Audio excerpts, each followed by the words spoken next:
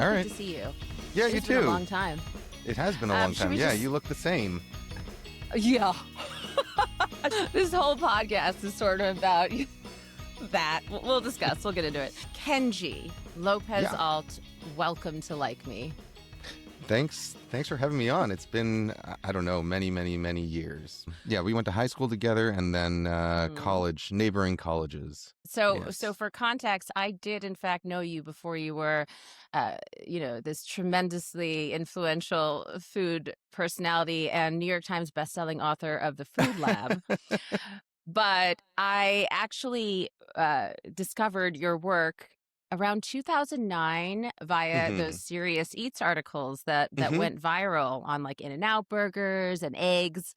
And I remember looking at the author and thinking, there can't be too many of those. That's gotta be the same guy. It is a pretty unique name, yeah. So when you started doing this, besides paying rent, I have to assume, what was your intention? Well, it from didn't all of pay this? rent. I think the Well, first none of Food those Lab jobs article I did. wrote was I got paid $30 for it, which was $5 more than the going rate at the time for, like those early blogs, they had very little budget and they relied on people who just wanted to, practice writing and get their writing out there. So no, really it was because, I'd been working in the restaurant industry for a long time. I was cooking around Boston and I thought this is a pretty unsustainable lifestyle, working on your feet every day, getting drunk every night, like going to work hungover. And, it just wasn't a very healthy environment and something that I kind of wanted to escape. And so I transitioned over to writing as sort of like as the escape route from cooking all the time. But, I managed to find a job cooking and writing at the same time. And then, and I was doing that at Cook's Illustrated magazine for a few years. And then the reason I moved over to writing online was that, with magazines and you've written for magazines and you've written for sort of print publications before. And, it's very different from writing online because you have to have this sort of specific voice that's not necessarily your voice, it's the voice of the publication, and you're also kind of restricted to the size of the page, like the physical constraints of the page. So if they say 600 words, it has to be 600 words. And so writing online, I felt like gave me an avenue to write whatever I wanted and make it as long as I wanted, and get it to a much broader audience. And that's one of the nice things about writing online or these days making videos or podcasts or whatever is that, whatever niche you find, you're going to find some kind of audience for it, as long as you do a good quality product. There are people who are interested in everything. So if you want to write 3,000 words about hard boiling an egg, it turns out there's people who want to read that. Who knew? You did. No, I had no idea. I mean, when I wrote that first article, I had no idea that it was going to become a popular thing or turn into a book. It was just like, this is a fun thing to do. And I'm very lucky in that I got into the industry at the right time in the right place. It was sort of the dawn of food blogging in the online world, and people were transitioning away from traditional media to online media. So I got in there right at sort of the right time. And then as far as the subject matter goes, it was just I wrote what I was interested in, and luckily it turns out there's other people who are interested in that as well. We look at articles like the ones that you were writing, and it from the perspective of today, it's like, how to make the perfect boiled egg. Yeah. But that was, and the approach that you took was so different at the time than what everyone else was doing.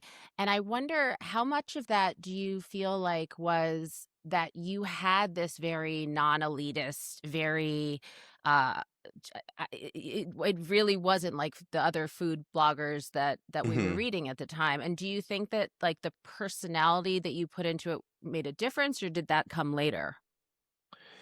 Well, the type of subjects I was considering were, it's like when I was working in restaurants, I had questions all the time, and generally, especially back then, it's a little different now in restaurants than it is back then. But back then, the answer was always like, it's like, why do we do it this way? And the answer is like, because that's what the chef said, and it's just like this very sort of militaristic, regimented thing where you did what you were told, and there wasn't really time to ask questions. And so, over the course of my restaurant career, I had, like a big list of questions that I wanted to answer. And so, Serious Eats kind of gave me that opportunity. But really, the voice and the subject matter. Again, I got lucky meeting Ed Levine, who was the found. He was a New York Times writer. He's done a bunch of things in his life, but he was a food writer, and he had this sort of very democratic, inclusive voice, where he loved hot dogs and he loved hamburgers, but he also loved fancy restaurants, and sort of the ethos of Serious Eats was that we take the food very seriously, no matter what it is, whether it's a burger from In-N-Out or a tasting menu from Per Se. So we take the food very seriously, but we don't take ourselves very seriously, because at the end of the day, Yeah. it's all just food. And so um, I found that approach really appealing. And so I would definitely say like the voice that I landed on and that I kind of use today was very much shaped by what Ed was doing at Serious Eats. He was doing it in the context of restaurant reviews and sort of chef news and food news. And he hired me to bring recipes to the site. And so it was, how do we take that sort of inclusive voice and um, bring it to recipe writing and technical food writing. I was also very like I grew up watching Mr. Wizard's World on Nickelodeon. I don't know if you if you're familiar with that No, show, but I missed that one. I was watching Thundercats. I was watching Thundercats also. Yeah, Mr. Wizard's World at 6 a.m., Thundercats at 4 p.m. Um, but it was like it was a kid's like science show. And I really like Mr. Wizard and MacGyver and Bob Ross were like my Joy of Painting were like my three sort of um guiding guideposts for what I wanted the voice to be. And so when when I was writing food lab articles, my goal was always to the voice was, I wanted it to feel like I just learned something really cool and I wanted to share it with you, like you're in my kitchen and I was like, hey, look at this cool thing, and so yeah, friendly and inclusive, and explained in ways that don't require a science degree to understand.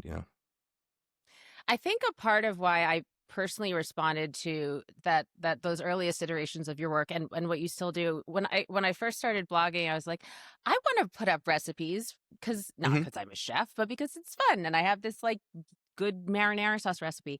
But there was a culture I'm sure it still exists, but at the time there was so much rage when I would dare to be like, also you can just kind of use a can of Prego and like floof it up with some spices, and people were like, how dare you? Yeah, yeah, yeah. And I wonder, like, did you experience that, or was there enough of a separation because you were under the umbrella of authority of a Serious Eats thing? Like, No, there's always rage. No, I mean, like on that exact point, I think I had a pizza sauce recipe, or maybe it was maybe it was a marinara sauce recipe, but it was I wrote in it like, if your canned tomatoes like aren't particularly sweet, you can like add like a teaspoon of sugar to this. And yeah, there were people who got real angry. They're like, there is no sugar in marinara sauce. Like, this is not yeah. marinara sauce. Like, so no, people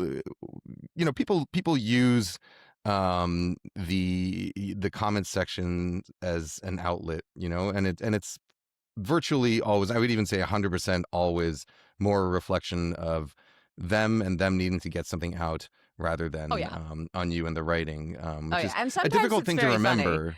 It is It sometimes funny. is. Yeah, It it's is. it's difficult I to had remember that. a user who would comment on like all the hate sites about me, and their handle was garlic powder, and I thought that was so funny because I hate chopping garlic, and I'm always like, I guess you could, but Hmm. garlic, it's right there.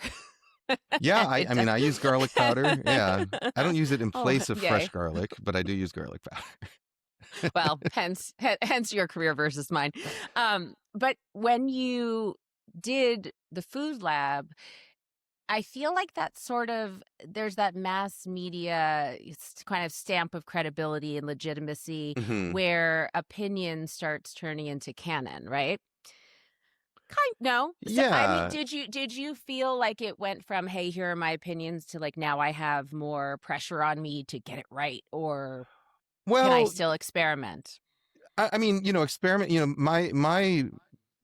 I always try and show my work, and whether that's like citing sources that I've read things from, or showing what tests I actually did to form um, these ideas. So I do, when I do have opinions, I try and make sure that it's understood that they're opinions. And I've also kind of back, like, I think in the early days of online food writing, it was always like the best hamburger, the best meatloaf. Like, people love those superlative Right. terms, and I try and completely avoid those now. So I'll just be like, this is a really good meatloaf, or like, this is a meatloaf that I like It's on for adequate. these reasons. Yeah.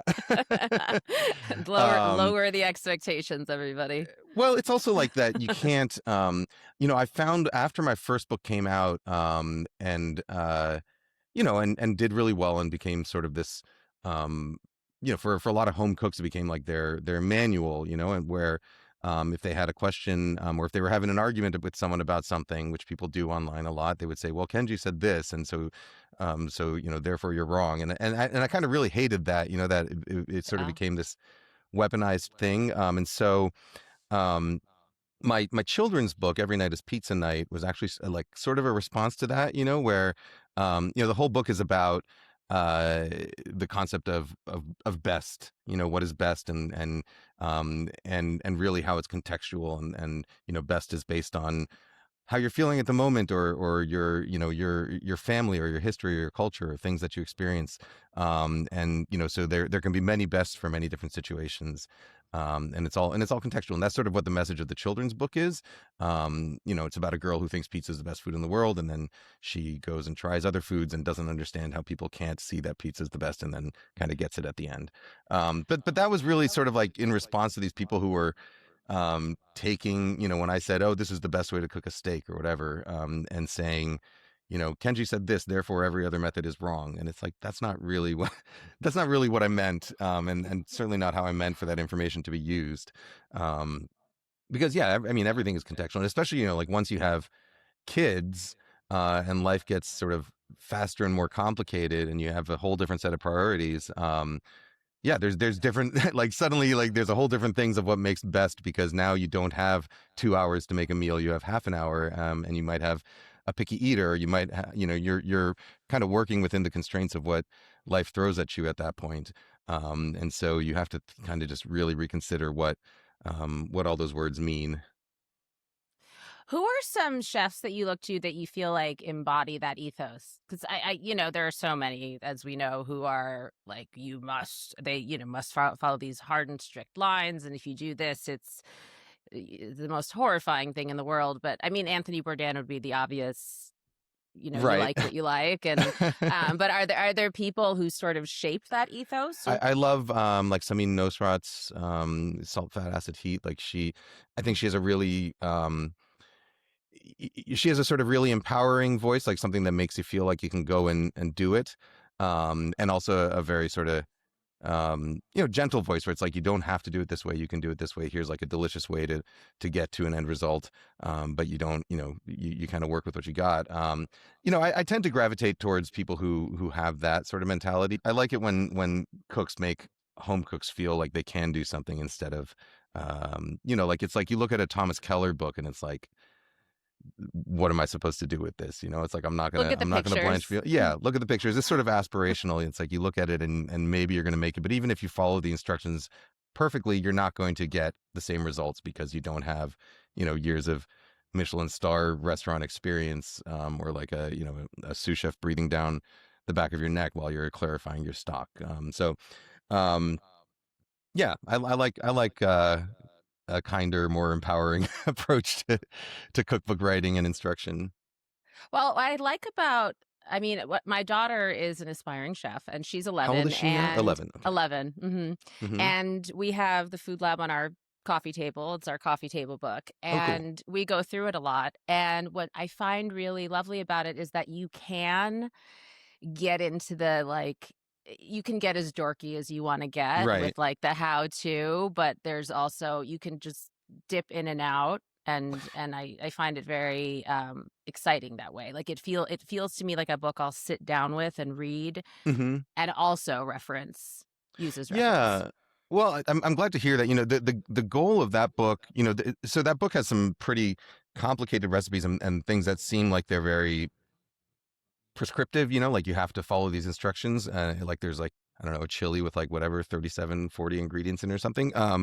But my goal with the book was that my hope with it was that if you read the sort of longer form articles and introductions to those recipes, you kind of understand what each step is for, and then you can kind of pick and choose what's important to you.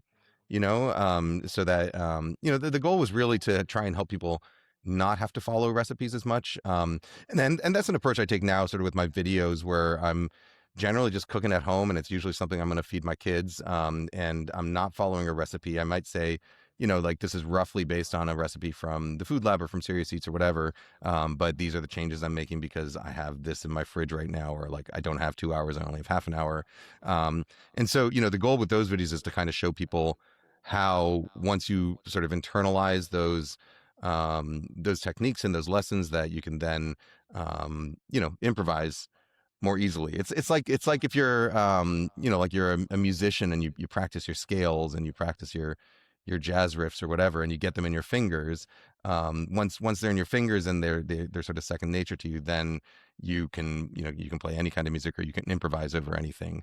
And that's hopefully the goal, and that's sort of what my new book is really going to focus on more. The one that I'm working on now is going to focus on more. I do remember the day that I looked in my refrigerator and it was like a little matrixy, and I was like, "Oh, I see Mm-hmm. what I can do with these ingredients." And Yeah. it coming from what you said, that like fundamental understanding of how things combine, Mm-hmm. which allows you to swap things out or use what you have. And I remember that being like a very significant moment for me Yeah, in and it my feels good, personal right?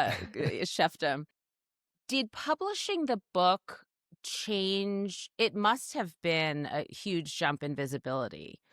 Oh yeah. So how did that affect you? Because that has got to be a profound experience. Well, I mean, it was a financial success, which was great because we were, Yay. my ex-wife and I at the time were living in um, a a one bedroom dungeon in Brooklyn that literally had no windows. And so and what were we paying for rent at the time? $800 a month, something like that. And you You know, left your rent control? Ugh. it certainly helped us out in that sense. And no, and continues to be good in that sense. But I think reputationally, like when you get a James Beard Award, then it's like, yeah, you have some amount of authority, and people tend to trust you more. And so, really, I would say the biggest things that it's done for me is it has allowed me to um, pursue the kind of writing I want to do, and write the books I want to write, because now my publishers trust me. They're like, okay, Mhm. like you wrote this book that's been a really great success for us. You want to write a children's book? Go ahead. And so, it gives you a little bit of that freedom. So, yeah, I think really, it's like allowed me to explore the kinds of things that I want to explore, uh, which has been great. And yeah, I mean, it's opened other doors here and there, but um, I don't know. I'm not generally like like an empire building type of person. I'm happy just writing good stuff, and cooking good food, and hanging out with my kids, and playing music and doing whatever. It's like I'm not a fancy person, and I don't have very sort of aspirations of world domination. So um, That is very having refreshing to hear. I always say, I'm like, you know what I want? I want to go to the grocery store and I just want to buy the good milk and Yep. not be like, ooh, I don't need a yacht. I I mean, that just was want to my. buy the good I, milk. I I had a relationship in college where, yeah, I remember saying, I want to be able to go. I want to be able to go to the cheese shop and like pick whatever cheese I want and not worry too much about what it costs. And like Yeah. that's enough money for me. like, I mean, um, yes, yeah, like I want to same. be able to get the good cheese. Like I don't need a yacht. I don't need a multiple apartments. I don't need a big place. I just want to get the good cheese. There's your memoir title, The Good Cheese. Something that I find incredibly striking in your work, especially because it seemed to come in tandem with this, again, rise in sort of like legitimate mass media visibility, was your increasing willingness to share about intensely personal experiences, Hmm. by which I mean divorce, sobriety, things you've shared about online, in a way that I found so generous because there you don't have to. That's theoretically off Yeah. topic for you. And for me as a consumer of your work, I mean, I have to tell you those, especially about sobriety and stuff, the willingness of someone who really doesn't have to share about stuff like that and to share so vulnerably is s- so meaningful. Well, I mean Why the did same you the same with your feel? work. Oh, thank you. Yeah, for me, like my ex-wife. So I was divorced 2 years ago. Um, I think pretty similar timeline to you, in fact. But Oh, no, no, no. I'm an were you old were hand you at way this. way, way This is before I'm that? like Okay. 8 Oh, is it that years. long ago? Okay, okay. Sorry, Yeah. my bad. I know Um, what I'm doing. I'm an old divorced lady. but my ex-wife was and continues to be like a very, very private person. Mm, And so in my videos, like we didn't really I didn't share much about, like, she never appears in them. Like my kids never appear in the videos. And so finding this sort of divide between what's private and what's shareable and what's completely private has always been a line I had to think about. And with the and so for the divorce, like I don't really hide it anymore. It was a little sensitive at the beginning because obviously, like, my ex-wife doesn't right. want people at work talking about it, or stuff like that. But at this point, people know, and I'm fine with talking about it. But the sobriety thing, for me, it was. I've been sober now since October of 2023, and I was thanks, and I was going, Big deal. doing AA, and I've been trying to sort of cut down or stop drinking for years, and tried various methods, both with therapy and pharmacological methods, and nothing really worked. And I was always very averse to going to AA because I had been to one meeting and was like, this is like a cult. I mean, I've been to AA, and I love it, but I definitely feel you. I have very strong feelings in many directions. So Yeah, I'm but I think interested to hear yours. finding the right sort of sponsor and finding the right meeting and the right types of people, and sort of getting to this point where it's understood. Well, you take from what you need, and you don't have to buy into 100% of it. And it's really sort of just a support network of people who have gone through similar experiences. That helped to understand all that, and that you don't have to believe in God, you don't have to believe in all these things. Yes, the book was written in the 30s, and there's like misogynistic stuff and strange religious stuff in it, and you don't really have to believe any of that. um and then I was going to this uh these outpatient meetings a couple times a week as well, as part of the divorce. In fact, it was my ex-wife wanted she wanted to know, like, okay, like, how are you going to how am I going to know that you're going to maintain sobriety, like, Hmm. um and to be clear, like, there was never I've never the kids have never been at risk.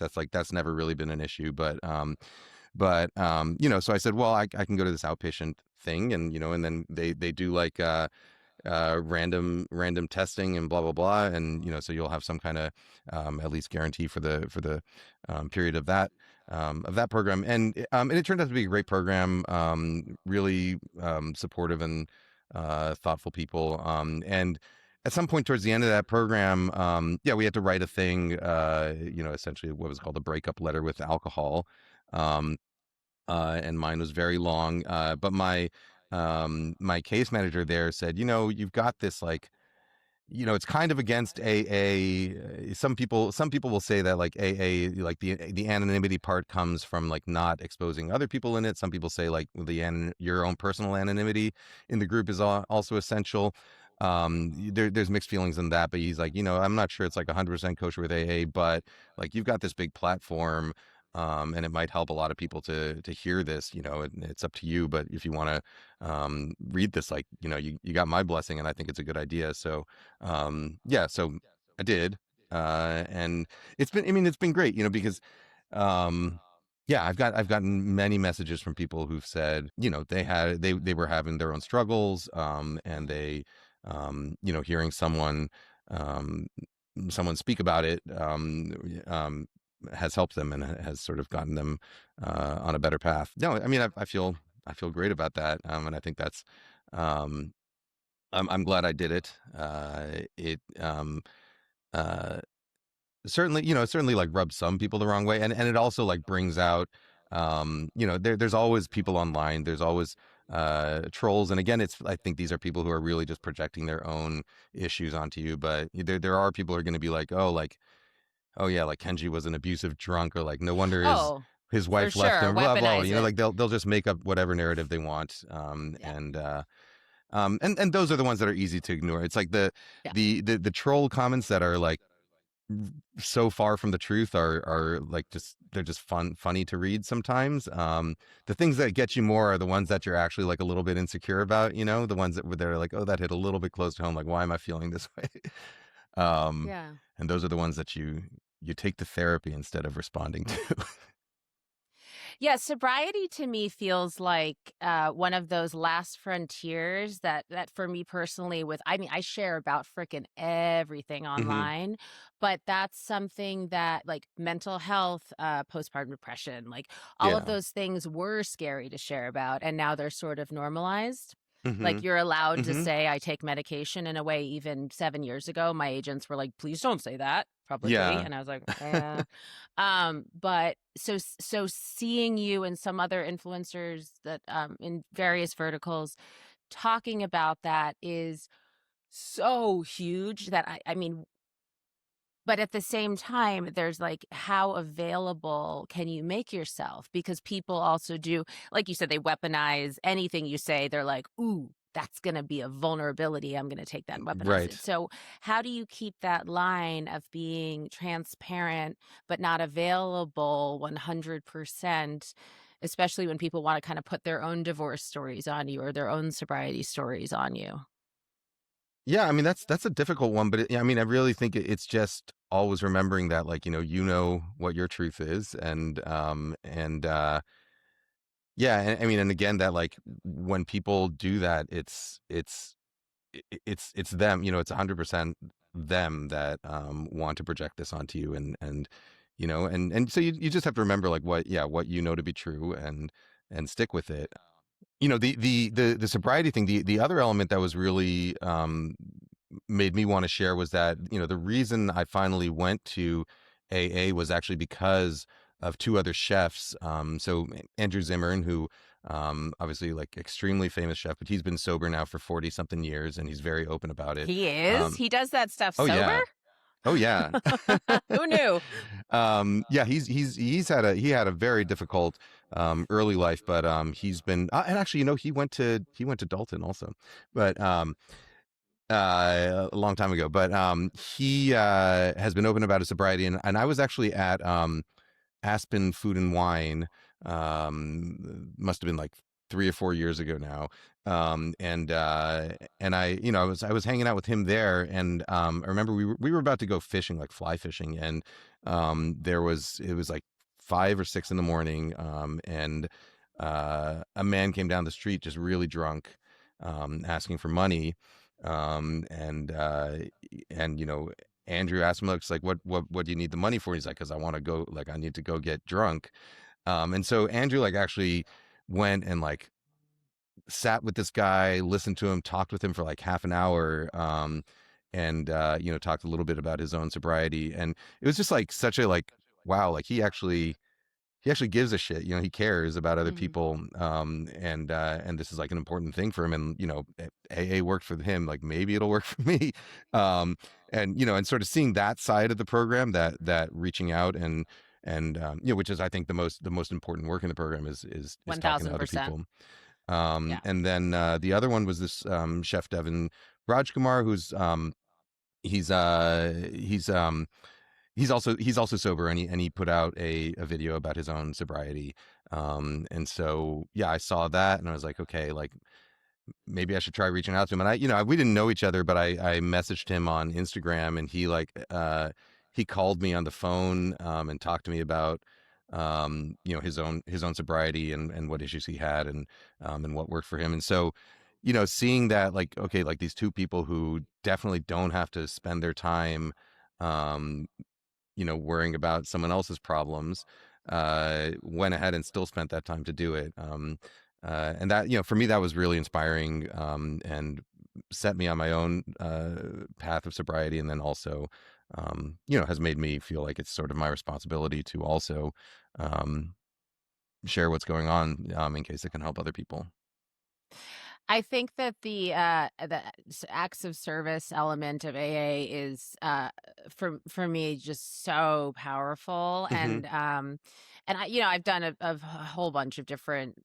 I went to the Hoffman Institute and sort of explored that, and like went to AA for a year and explored that. And I have found that, and take and follow people who talk about sobriety online, and have found that kind of taking all of these pieces and putting them in my little personal toolbox Right. has been massively helpful. But the one thing above all else is just when things are feeling bad, do something for somebody else. Yeah. Hmm. Just do something for somebody else. This is a sort of meta question, but when when you share about things that are like big topics, right? For people, divorce. Like for me, when I go on a podcast, I'm gonna get asked about divorce. Right. I'm Right. gonna Right. get asked about like the sort of touchstones of a career of talking about A public yourself career. Yeah. online. Hmm. And then do you ever feel like parts of your audience are still sort of in a relationship with a version of you that doesn't exist? Or do you ever feel like you're not being allowed to evolve past these inflection points because of the willingness to share about them so publicly? Um, I mean, I think everybody, whether they're in a sort of, parasocial relationship, whether it's an audience or even like, friends that I see, are in some sort of relationship with a version of me that's not the full. There's very few people who know the full me. My Yeah. partner, maybe. Yeah, I mean, my kids don't really know the full me. I'd say maybe just my partner knows the full me. My partner and my therapist, and so everybody, I think, is in some sort of relationship with a subset of you, and has their own ideas about you. Uh, so yeah, I do, yeah, I often do find that um people online will, yeah, ascribe certain virtues to me, or certain what's the opposite of a virtue, faults, um or certain Shame. certain personality traits that I don't think really reflect me, but there must be something that they're seeing, whether it's a current version of me or a past version of me. And also, like, I know that I know, like, I was a very different person in my 20s and my 30s than I am now, which I think is a good thing. And well, I guess that's also another one of the things that AA does, is it makes you want to go back and sort of mend relationships, and take accountability for the person that you were. And so, for me, it's like, yeah, the important people, the people that I might have harmed in certain ways in the past, or the not even necessarily harm, but the people who um, saw me uh behaving a certain way, like in my 10 years ago, 15 years ago. uh it's been really great to be able to sort of reach out to those people and reforge relationships, and also really grow as a person.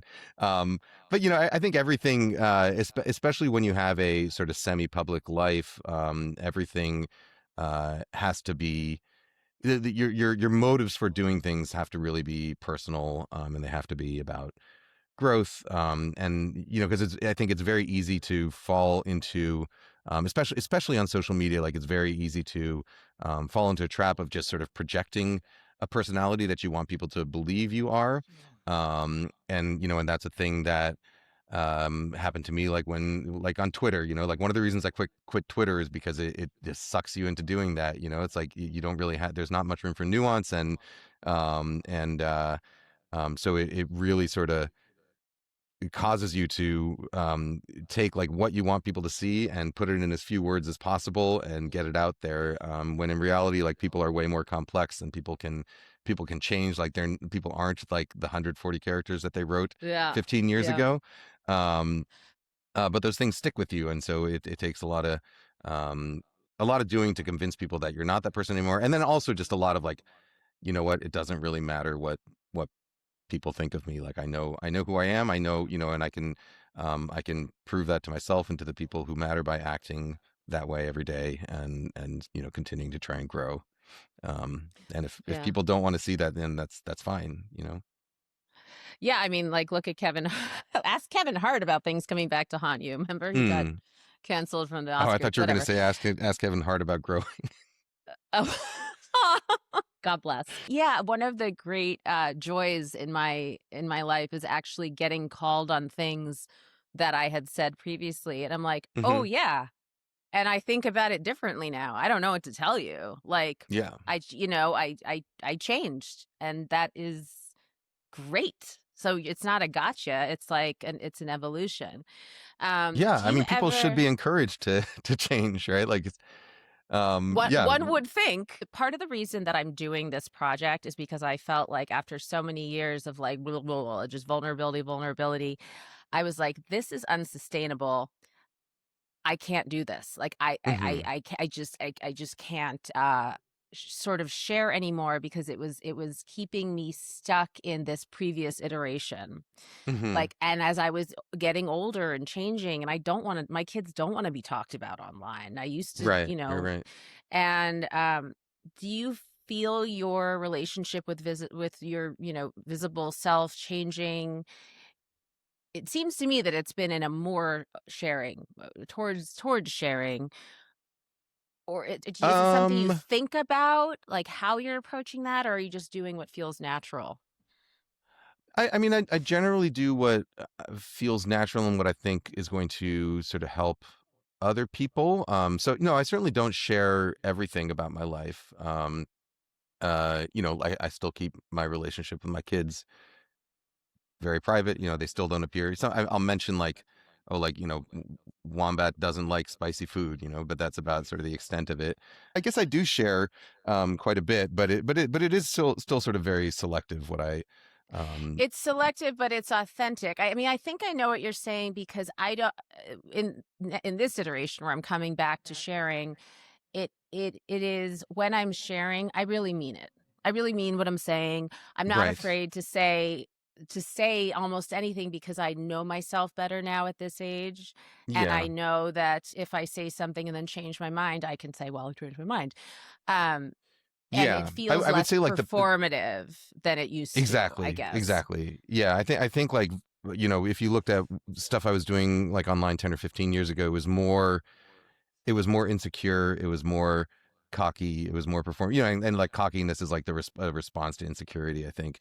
And yeah, certainly it was like, all right, I need people to respect my opinion on this, or like, and so all those feelings that like you try and you deny that they're there, but yeah, that's really, when looking back, and it's like, okay, like that's probably why I said that thing, why I said this thing, Yeah. why I got into a fight with this random person I don't know on Twitter, etc.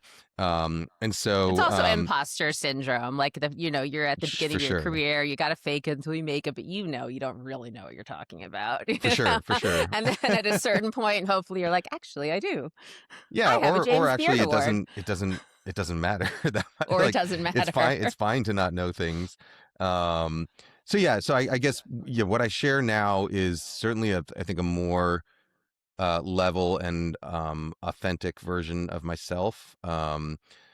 just because I think I'm more true to myself now and I know myself better, uh, and uh, and I'm more sort of more confident with who I am, and I mean, I guess I keep going back to AA, and this maybe comes from even before AA, but one of the great things about the program is just like realizing that um, you don't get judged for your faults, right? It's like everybody messes up, everybody has these mistakes, and in fact, like you know, you get embraced for admitting your faults. It's like it's good. It's like you're not perfect. Nobody is, and so to be able to say that, and to not feel judged about it, because people online are very ready to judge all the time. So to be able to find sort of a community of people who actually care, and don't want to judge you and just want to support you, that's sort of been a priority of mine, especially since getting divorced. It's like, I want to find my people. I moved to Seattle during the pandemic, and Seattle is kind of known as a cold, a difficult place to make friends anyway. And so in the middle of the pandemic, I moved here with my then wife and both kids, and so for a long time, it's like it was difficult to find who my people are here, and so I made a very sort of conscious decision, as the separation was happening, that it's like I need to find a support group. I need to find people who are supportive, who I enjoy, who I like, and who I can trust, and so that was sort of a conscious effort to do that, and I've managed to find that, and so I've got a great group of friends here now, very kind people, and a wonderful partner, and when you have that in your life, like all of the stuff that you get online, it doesn't matter as much. It's sort of almost like a perfect dichotomy, like online culture versus AA in terms of what the goals are and what Oh yeah. people prioritize. And it's also like lovely training wheels for, like you said, getting out and being authentic with people without those filters that you put on, whether, metaphorically or literally. Mhm. And yes, like if I it I just it's a very transformative experience, and I can see why it would be so deeply appealing, in particular to someone who is also reckoning with the influx of input from strangers on a daily basis.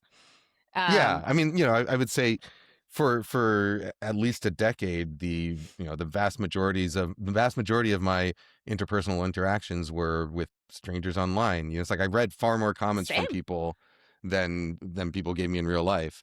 Mhm. And the other thing that you find, though, is that um, people that are act one way online, if you actually like take a moment and reach out to them or even meet them in real life, like they are completely different. Like people, um, there's something that happens when you're in front of the keyboard that you just lose a certain sense of humanity, and you forget um, how to interact with people, and you forget that there's that even like a celebrity, or a news anchor, or a popular cookbook author, whatever, that they're all just real people, and they're not really that different from you, and they've all got faults, and they've all got insecurities, and when you actually sort of reach out and try and make a real connection, I would find the vast majority of the time that people are actually quite kind, Isn't it even people who remarkable? A seem. couple of my Yeah. close friends are like former, like truly like trolls.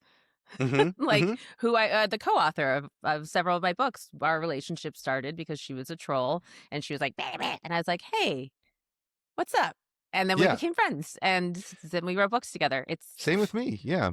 I have a very dear friend in Seattle now who, in my first interaction with her was her sending me an angry private message saying, like, how come, like, you're not talking enough about Palestine? And there's people who always have, and of course, like, I wasn't being silent about Palestine, but anyway, but I was like, I really do care. Like, if you want to sit down and grab a cup of coffee and talk about it, like, let's do that. And so we did, and now, we're very close friends now, which has been, yeah. That was an interesting inflection point. That was like how to manage posting and too much, posting not enough. What if that's just not your wheelhouse? That moment in time was very yes, like the disappointment came from all sides in Yeah, terms of what was being posted or not. yeah. I mean, that is one of the weird things about having a platform for me is that like, in some sense, it's like, I'm just like some dude who writes about food. Like of course I have opinions on a lot of things. But do I really have to, first of all, like, does it do good to post about these things? Does it do good to give my opinion? And there's not really a right answer. It's like, Yep. in general, I try to,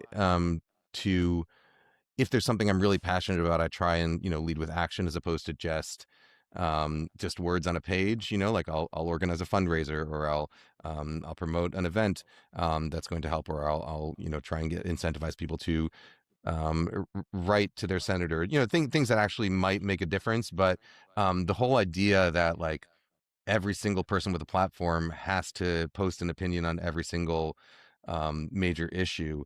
And if they don't, that they're somehow irresponsible to me. Like I'm just not sure how I feel about all that. It's Yeah, like, no.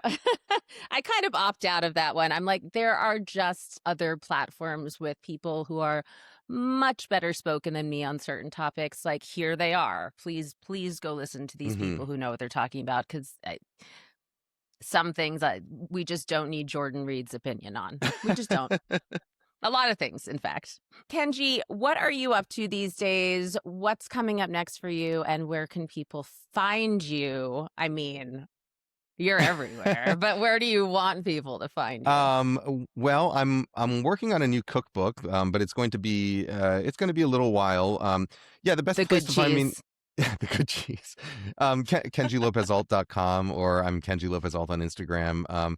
If you go to KenjiLópezAlt.com, you'll find links to my Patreon. The thing I'm doing on Patreon, I started a new business this year, and so actually have like a few people working on a number of projects, mainly sort of video and helping with books, and so we're trying to build this community. So we have this thing on Patreon called there's the Frengies of Kenji, and then there's also the Cookbook Club.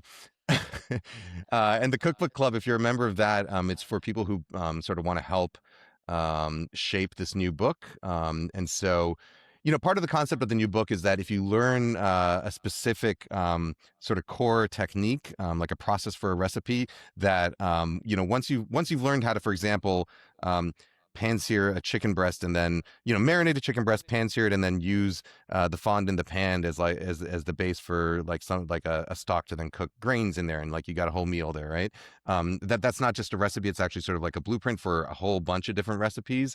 And so the broader audience, like people on YouTube, people who are just sort of visiting the site, will get that first recipe. People in the Cookbook Club will then sort of get a bunch of sort of sub recipes that are based on that same process. And then what I'm really looking forward to is feedback, and people who sort of take that concept and put their own spin on it and share it with the community, the Cookbook Club community. And part of what I want to do in this new book, first of all, like anybody who is in that in the Cookbook Club, there's going to be like a dedication in the page, so all the thousands of people in there are going to get their name printed in the book as a thank you. That's cool. And then if people want to sort of submit their ideas, I also want to share some of the more interesting ideas and successes that people come up with, both on the website and in the book. But I don't know. I feel like it's a new concept for a cookbook, and I'm really trying to lean into um, sort of building this community and showing how like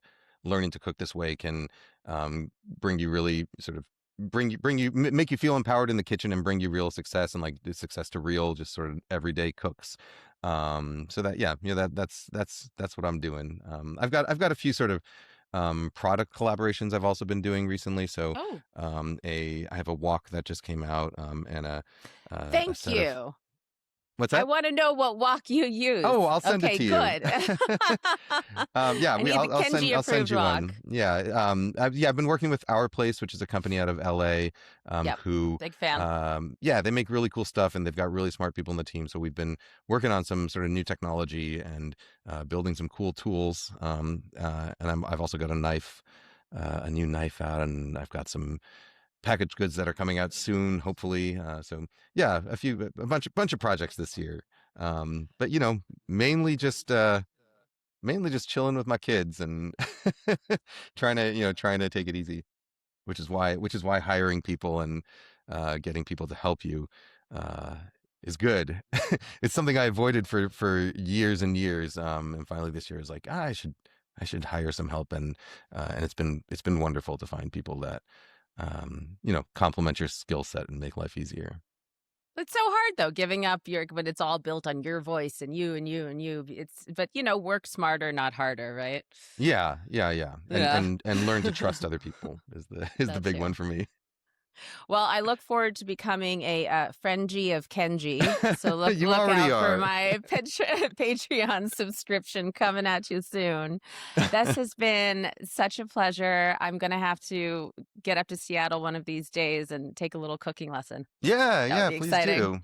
do. Yeah, no, it's Thank you it's been so really much. nice to reconnect. Well, I hope we talk soon. All right, sounds good.